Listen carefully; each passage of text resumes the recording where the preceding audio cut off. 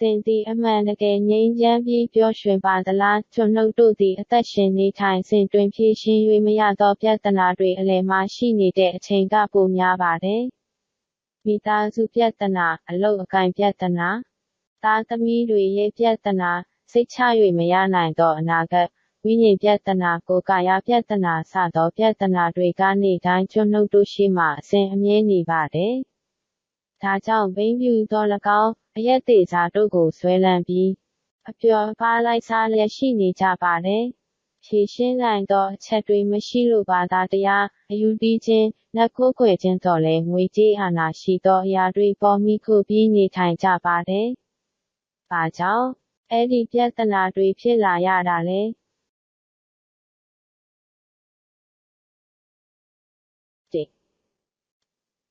ဟာသမျှအရာအလုံးထဲမှလူသားတစ်မျိုးတည်းသာလျင်ဘူးရာသခင်ရဲ့ပုံသဏ္ဍာန်အားဖြင့်ဖန်ဆင်းခဲ့လူဝိညာဉ်ရှိသောတတ္တဝါဖြစ်ပါသည်ငါသည်ရေထဲမှငှက်သည်လေထုထဲမှသစ်ပင်သည်မြေကြီးထဲမှအမြစ်တွယ်ပြီးရှင်သန်ရသည့်နည်းတူလူသားသည်လေဘူးရာသခင်နှင့်အတူရှိနေခြင်းအားဖြင့်ပျော်ရွှင်နေရပါတယ်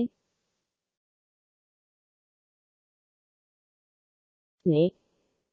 လူရဲ့အပြစ်လူသားသည်စာတန်၏လှည့်ပြားခြင်းကိုခံရပြီးမယုံကြည်သောအပြစ်ကိုခံရသည်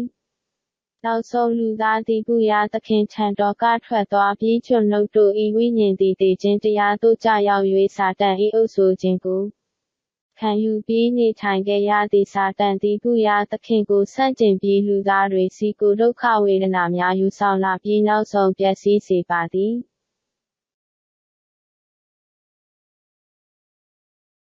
3. ဘုရားသခင်ထံတော်မှထွက်သွားသောလူသားရဲ့ပြဿနာ1စာတန်၏သားသမီးဘုရားသခင်ထံမှထွက်သွားသောလူသားသည်ဝိညာဉ်သေးခြင်းတရားဖြစ်ပြီးစာတန်ရဲ့အုပ်စိုးခြင်းကိုခံရသောသူဖြစ်သည်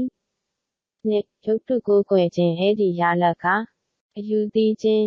ရုပ်တုကိုးကွယ်မှုကိုဆွဲလန်းခြင်းဗေဒင်လက္ခဏာကြည့်ရှုခြင်းလက်ပူဇော်ခြင်းကောင်းမှုကုသိုလ်ကိုလုပ်ကြည့်တော်လဲပျော်ရွှင်ခြင်းဥတီယာကင်းမဲ့၍သင်ကြူရာသင်ချိုင်းကိုလည်းမိမိစိတ်တိုင်းကြမလှုပ်ဆောင်နိုင်သောလူသားတို့ကိုကံတရားနှင့်ဇာတာတို့ကချီနှောင်ခဲ့ပါသည်3. စိတ်ရဲ့ဝေဒနာစိတ်မသက်မသာဖြစ်ခြင်းမြည်တမ်းခြင်းဟာတာတာဖြစ်ခြင်းစိတ်ယောဂအိမ်မပျော်သောယောဂစိတ်တက်ကြယောဂစသောထူးဆန်းသောကျင့်ခြင်းနှင့်ချီနှောင်ခြင်းကြောင့်နောက်ခံအတိုင်းအဝိုင်းကောင်းပညာတတ်ငွေကြေးစသောအရာပြည့်စုံတော်လဲနောက်ဆုံး၌ပျက်စီးသွားရသည်4. ကိုယ်ကာယပြဿနာနာတာရှည်ယောဂအိမ်မက်ဆိုးမြင်မဲ့ခြင်းဝေဒနာရှာမတွေ့နိုင်သောယောဂတွေကြောင့်ကိုယ်ကာယအလုံးဒုက္ခဝေဒနာများကိုခံရပါသည်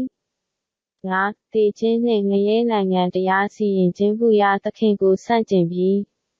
ယခုပြစ္ဆုတ်ပံဘဝကိုဆွဲလန်းပြီးနောက်ဆုံးရလဒ်မှာသေပြီးငရဲနိုင်ငံ၏ထာဝရစီရင်ခြင်းကိုခံရသည်6. ဝိညာဉ်အမွေအားလုံးသောနောက်ဆုံးရလဒ်သည်မိမိမျိုးဆက်သားသမီးတွေအပေါ်ပြန်လည်ရောက်ရှိသည်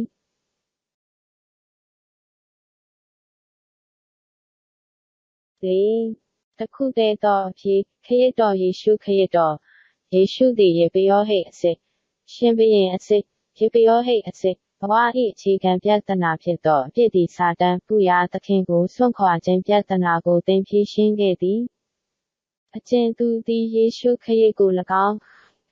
အမှန်တကယ်ယုံကြည်လက်ခံပါကကယ်တင်ခြင်းသို့ရောက်နိုင်ပါသည်အောက်ပါဆုတောင်းချက်ကိုသင်အမှန်တကယ်လိုက်နာနိုင်ပါသည်ကောင်းကင်ဘုံရှင်အဖကျွန်ုပ်သည်အပြစ်သားဖြစ်သည်ငါလူချင်းတဲ့ဘဝကိုငါဖြတ်တန်းခဲ့တယ်သို့သောယေရှုသည်ကျွန်ုပ်အတွက်လက်ဝတ်ကပ်တိုင်ပေါ်တွင်အသေးခံပြီးရှင်ပြန်ထမြောက်ခဲ့သောခရစ်တော်ဖြစ်ကြောင်းကျွန်ုပ်ယုံကြည်ပါသည်ငါနှလုံးသားတကားကိုဖွင့်ပြီးသခင်ယေရှုကိုကျွန်ုပ်၏ကယ်တင်ရှင်အဖြစ်လက်ခံပါငါနှလုံးသားထဲကိုဝင်လာပြီးထာဝရလမ်းပြပါကျွန်ုပ်တို့သည်ယေရှုခရစ်၏နာမ၌ဆုတောင်းပါသည်အာမင်ကယ်တင်ခြင်းကိုလက်ခံသောသင်သည်ကောင်းကြီးမင်္ဂလာကိုလက်ခံသောသူဖြစ်ပါသည်ခရစ်တော်ကိုယုံကြည်သောသင်သည်ဘုရားသခင်၏စစ်မှန်သောသားဖြစ်သည်သန့်ရှင်းသောဝိညာဉ်တော်နှင့်အစဉ်အမြဲအတူရှိပြီးသွေးဆောင်ခြင်းနှင့်အတူသက်ရောက်စေတော်မူသည် 3. ဘုရားသခင်ကသူဤသားသမီးဖြစ်သောသင်တို့ဤဆုတောင်းတန်ကိုဖြည့်ဆည်းပေးတော်မူမည် 4. ယေရှုခရစ်တော်နာမလျင်ဖုံးတကိုးအာနုဘော်အားဖြင့်စာတန်ဤတကိုးကိုချိုးဖျက်ပျက်စီးအောင်နိုင်သူဖြစ်သည် 5. ဘုရားသခင်ကကောင်းကင်တမန်တွေကိုဆေလွတ်ပြီးသူဤသားသမီးဖြစ်သောသင်ကိုစောင့်ရှောက်စေသည် 6. ကောင်းကင်နိုင်ငံသားရဲ့မှတ်ပုံတင်ရာရှိသောဘုရားသခင်ရဲ့ပြည်သူအားဖြင့်ကဘာမြေပေါ်မှလည်းကောင်းကင်နိုင်ငံသားရဲ့ရပိုင်ခွင့်ကောင်းကြီးမင်္ဂလာနှင့်အတူပျော်ရွှင်စွာနေနိုင်သည် 9. ဧဝံဂေလိအားဖြင့်ကဘာကိုသိမ့်ပိုက်ပြီးအုပ်ချုပ်နိုင်သောတကိုးပြန်လည်ဖြစ်စေနိုင်သည်